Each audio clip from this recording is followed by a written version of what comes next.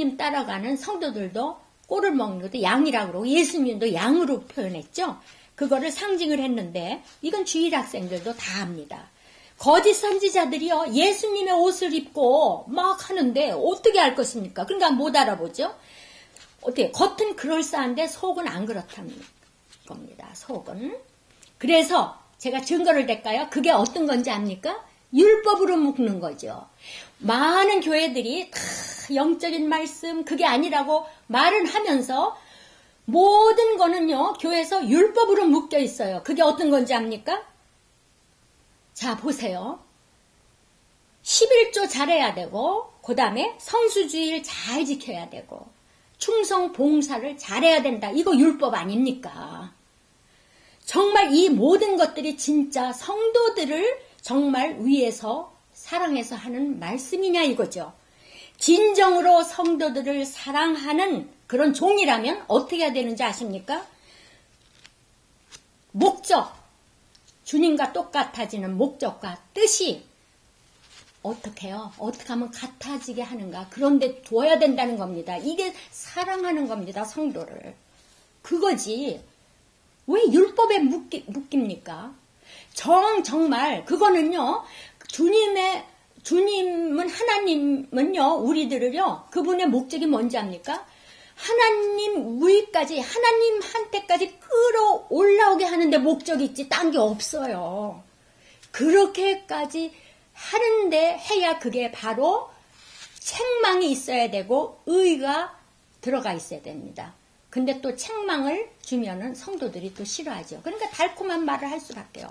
네, 불쌍한 사람 도우니 정말 복을 받겠습니다. 참 마음이 아름다우십니다. 교회에 이렇게 충성을 하니 다 하나님이 아실 겁니다. 이것이 뭡니까? 여러분들이 생각하시길 바랍니다.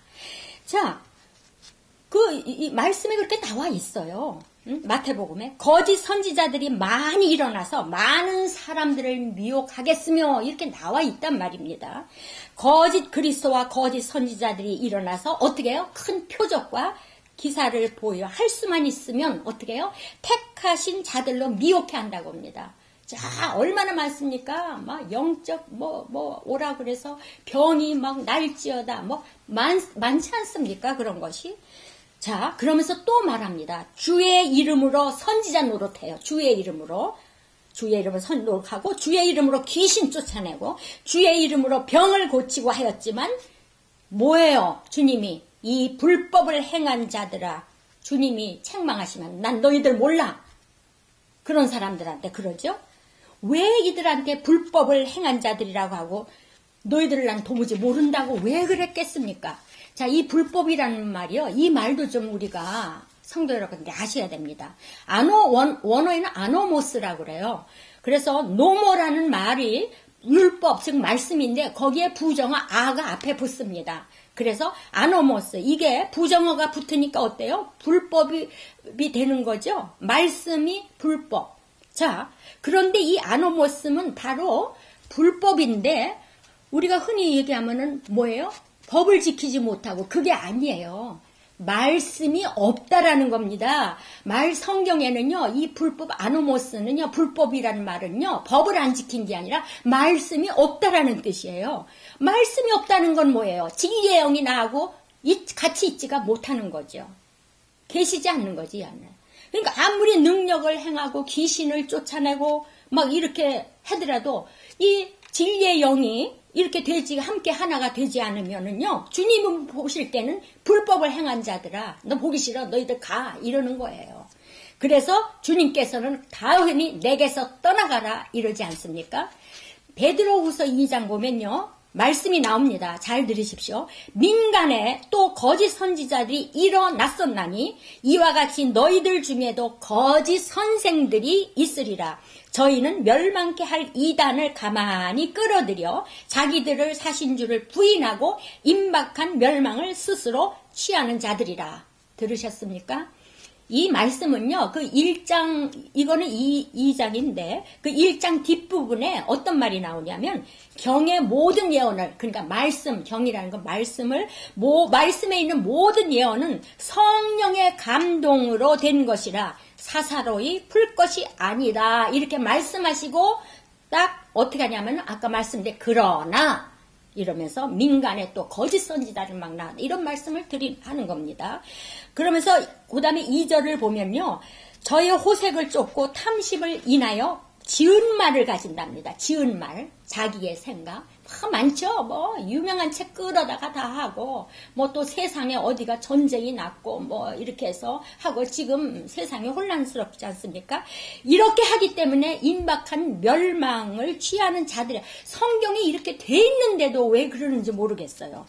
자, 그런데요. 계시록 볼까요? 놀랄 일이 있습니다. 계시록 16장에 보면 또 내가 봄에 개구리 같은 새의 더령, 새가 아니라 새에게 더러운 영이 용의 입, 하나는 짐승의 입, 또 거짓의 선지자, 거짓 선지자의 입에서 나온다고 이렇게 써있네요.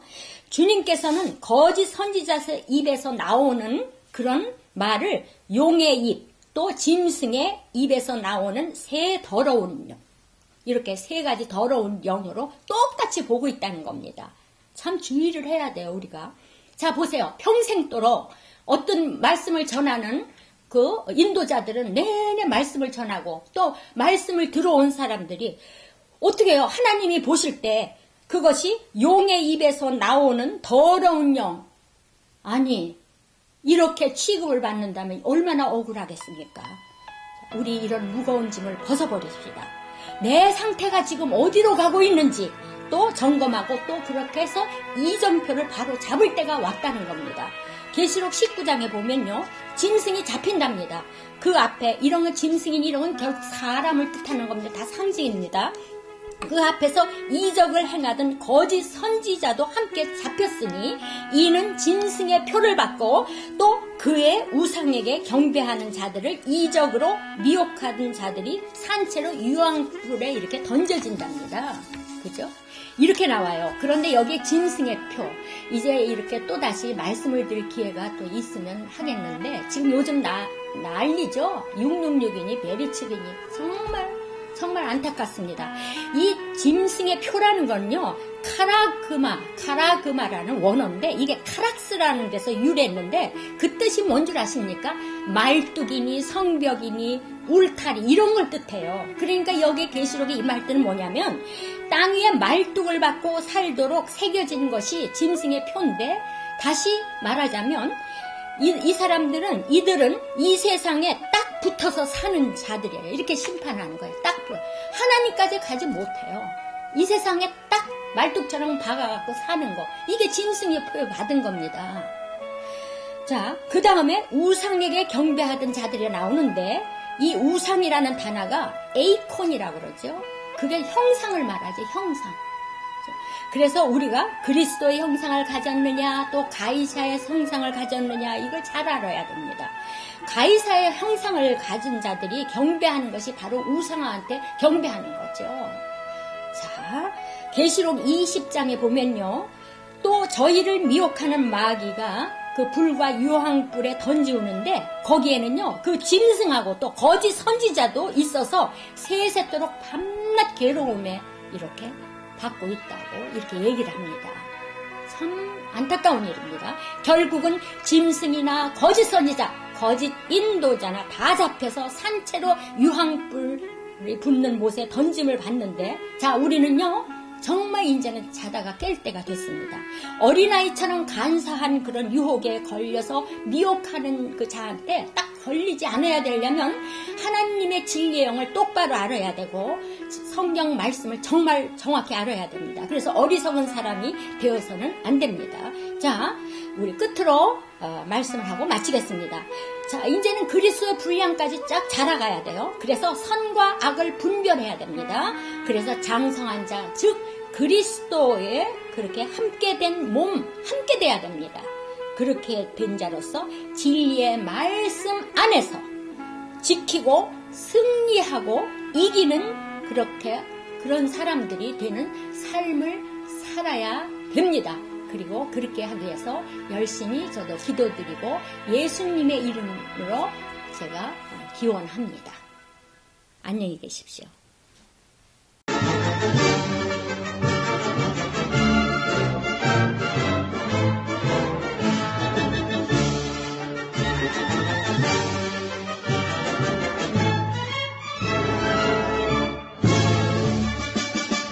백두산의 푸른 성길